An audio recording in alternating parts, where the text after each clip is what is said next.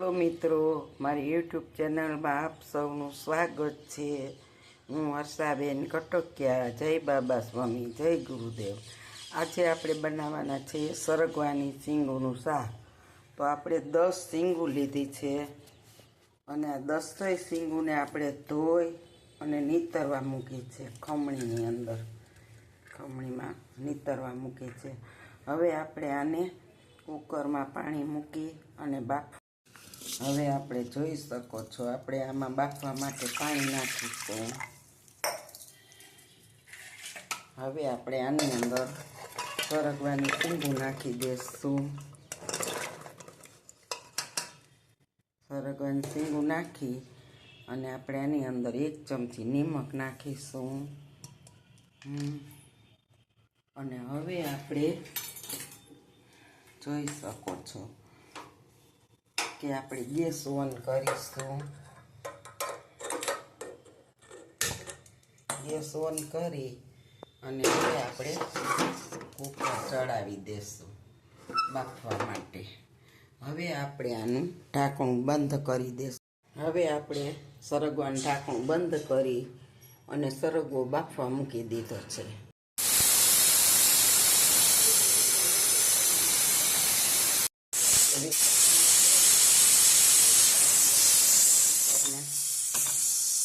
અને હવે આપણે લોટ શેકવાનો છે ચણાનો. લોટને આપણે કોરો શેકવાનો છે. હાવ આમાં કંઈ નાખવાનું નથી. આને કોરો શેકી લેશું. આપણો લોટ હવે જો સાવ શેકાઈ ગયો છે, કોરો મસ્તીનો. અને હવે આપણે ગેસને બંધ કરી દીધો. થોડીક વાર હવે આપણે એને ઠરવા દેશું. ઠરી જશે પછી આપણે હાલો આપણે જો હવે સરગવાના શાક માટે લસણવાળી ચટણીને આમાં કાઢીશું. થોડીક લસણવાળી ચટણી નાખીશું. અંદર 2 ચમચી ધાણા જીરું નાખીશું. થોડોક હળદર પાવડર નાખીશું. અને થોડીક આપણે લાલ ચટણી નાખીશું. સરસ, એટલે મસ્ત કલર આવે. હજી થોડુંક હળદી પાવડર નાખી દઈએ. અને મીઠું તો આપણે બાફવામાં નાખ્યું છે એટલે બહુ નહીં નાખી, થોડુંક નાખી પછી જોશે ને તો નાખશું. અને આ મસાલાને હવે આપણે પલાળવાનો છે પાણીમાં. થોડું પાણી નાખીને પલાળી દીધો. આપણો આ લોટ શેકાઈ ગયો છે, ઠરી ગયો છે. હવે આપણે એને ઉતારી લઈએ છીએ અને હવે આપણે ગેસ પેટાવીશું અને એની માથે આપણે કઢાઈ મૂકી દઈશું.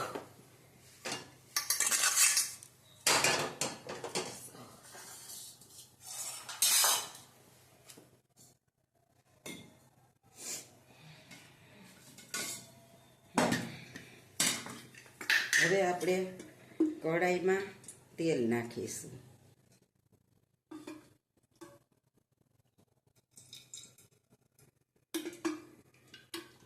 કારણ કે સરગવાના શાકમાં તેલ જોઈ જાજુ તો સરસ લાગે, નકર ન ભાવે. હવે આપણે આમાં છે ને રાઈ નાખીશું. પહેલાં જોઈ તેલ આપણું આવી ગયું છે. હા, આવી ગયું છે જ. હવે આપણે આમાં 1 ચમચી રાઈ નાખીશું. થોડુંક એવું જીરું નાખીશું. હવે આપણે આને આવી જવા દઈએ. હવે આપણે આમાં હિંગ નાખીશું. થોડીક હિંગ નાખી દીધી. આપણે લીમડાના પત્તા નાખીશું. તેજપત્તા નાખીશું. અને હવે આવી ગયું છે. હવે આપણે એમાં ટમેટું વઘારવાનું.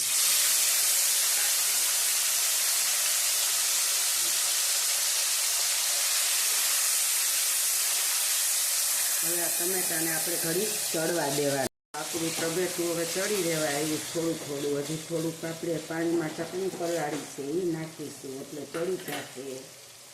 હવે આપણે આ મસાલો પલાળ્યો હતો ને એ નાખવાનો છે અંદર.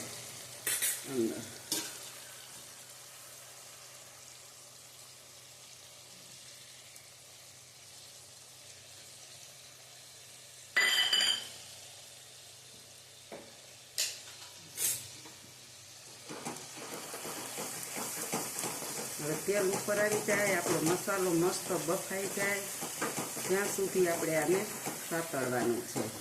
ઢાંકી દેવું ઘડીક વાર ને એટલે ઉપર આવી જાય.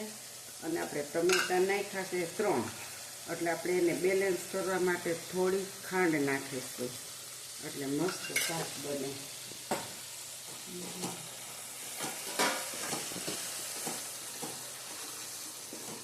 આપણે ઘડીકાને ઢાંકી દઈએ. આપણે જોઈ શકો છો બધું તેલ ઉપર આવી ગયું, આપણો મસાલો મસ્ત પકડી ગયો. જો આપણે જોઈએ છીએ બહુ મસ્ત સુગંધ આવી રહી છે કઢી પત્તાની બધી. અને હવે આપણે કુકર ખોલીશું. આપણો સરગવો મસ્ત બફાઈ ગયો છે, જોઈ શકો છો. હવે આપણે એમાં સરગવો નાખવાનો છે.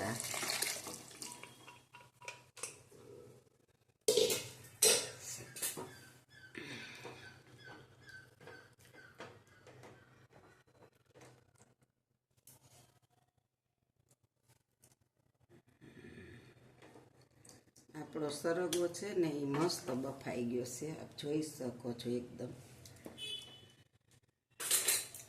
હવે આપણે આને થોડીક વખત ઢાંકી દેશું. એને ઢાંકી અને હવે આપણે છે ને આની અંદર થોડોક મસાલો કરીશું.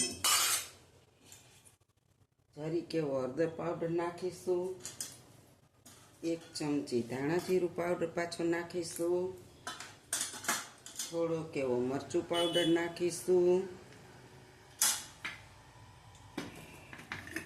અને થોડુંક આપણે એની અંદર મોણ પડે એટલું તેલ નાખીશું, અડધું પોણ ખાવું. અને આ મસાલાને હવે આપણે મિક્સ કરી દઈશું.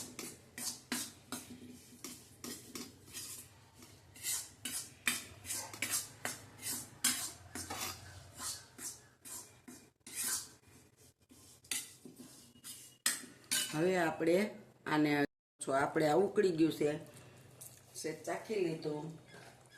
હવે આપણે આમાં થોડુંક મીઠું નાખીશું. મીઠું તો નાખ્યું હતું પણ થોડુંક ઘટે છે એટલે થોડાક લીમડાના પાન નાખી દેવું.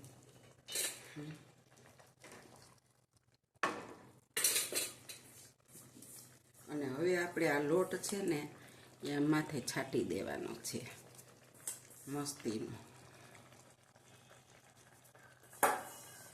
બધું.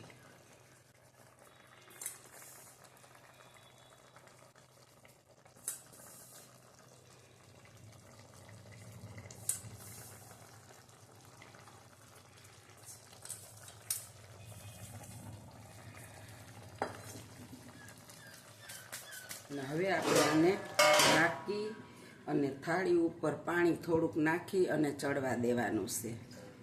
પછી આપણું શાક થોડીક વાર રહી. તો હવે આપણે જો થાળીમાં પાણી હાવ ઓછું થઈ ગયું છે અને આપણે જોઈ લઈએ. જો તેલ બધું ઉપર આવી ગયું છે અને આપણું શાક મસ્ત બની ગયું છે. હવે આપણે આને થોડુંક એવું આદુ ઉપર ખમણી નાખવું છે, કારણ કે શિયાળો છે ને એટલે આદુનો સ્વાદ બહુ મસ્ત આવે, રસેદાર આદુ હોય.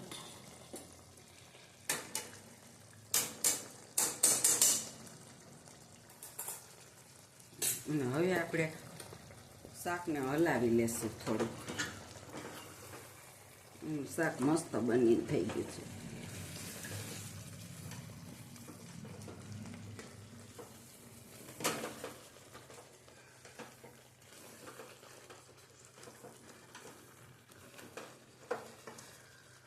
હજી આપણું શાક સરશે ને એટલે બધું તેલ ઉપર આવી જશે અને મસ્ત બની જશે.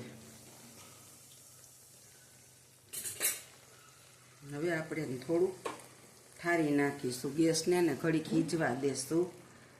આ મારો શાકનો વિડીયો સરસ લાગ્યો હોય તો તમે બનાવજો, મને કોમેન્ટમાં લખજો કેવું બન્યું. અત્યારે તો મેં આની અંદર બધું નાખ્યું છે, કઢી પત્તાની વઘારની આખા રસોડામાં સુગંધ આવે છે બહુ સરસ. અને જો બધું તેલ હવે ધીરે ધીરે ઉપર આવવા માંડ્યું છે. ઘડીક સીજી જાય ને એટલે બધું તેલ ઉપર આવી જાય. જો આ મેં બનાવ્યું એમ બનાવજો. તમને સારું લાગે તો ખાવ, પછી મને કોમેન્ટમાં લખજો કેવું બને છે. આવજો. જય બાબા સ્વામી, જય ગુરુદેવ. સબસ્ક્રાઈબ કરજો, શેર કરજો, બે લાઈક બટન દબાવવાનું ભૂલતા નહીં. આવજો. જય ગુરુદેવ, જય બાબા સ્વામી. બધું તેલ ઉપર આવી ગયું છે. થોડીક વાર હીચવા દેવું હતું, એટલે હવે આપણે એના માથે ધાણા ભાજી નાખી દઈશું. મસ્ત મસ્ત. જો